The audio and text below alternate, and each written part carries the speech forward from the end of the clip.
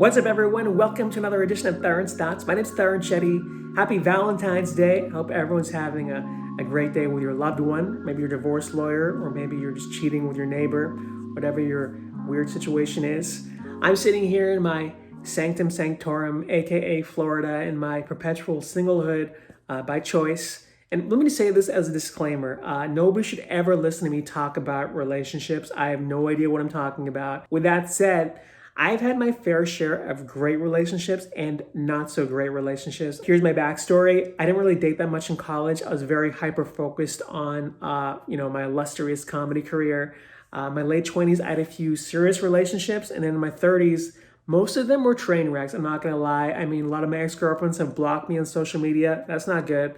However, I'm not blaming them. Probably it was because of me. I didn't really know who I was as a person, and I had to do some figuring out. I do think relationships can be great. I'm so jealous of my friends who are living in this romantic comedy. They found someone when they were young, and they grow together. I mean, they have fights, but they kind of just barrel through life, crushing all obstacles together, and they're probably gonna die holding hands, which is kind of this weird fantasy for most people. I've seen the flip side of the coin where one of my buddies who's a comic and he got married and his wife hated Hollywood, moved to the Midwest. They got divorced. Now they're in like this battle over their kids. I mean, I've seen so much carnage. So love can be hard as well. So what I believe now is I'm going to self-actualize my goals. It's okay to be a little selfish. And if the right person comes in my life, so be it. And if not, I'm okay being single too. I mean, it's not a crime to be alone. So I was on this dating reality show last year. I got dumped in the show, which is another story.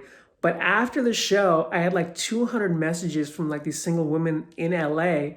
And I went out with 0 of them because one, being on a reality show kind of attracts crazy people. But two, I really just wanted to figure out who I was. And I was like, let me just take some time to myself and just really nail this down. One of my most recent relationships didn't work out, but she was a good person. She asked me to write a list of what I wanted in my ideal mate. And I was hesitant at first, but it was actually really cool to see that on paper. Like, hey, someone who's like a wingman, someone who actually cares about me. I mean, someone who's funny, whatever. This is my own private fetishes. I'm also not dissing dating. I think it's important to put yourself out there, whether it's, dating apps, meeting someone at Trader Joe's, maybe you're stalking your neighbor the past 7 years. Now's the time to make that move and introduce yourself. So where does that leave us? Valentine's Day, probably the most overhyped, expensive holiday in America. Still, I'd be lying if I said that I didn't have some amazing Valentines in the past. Granted, I had to make reservations at a restaurant 3 months ago.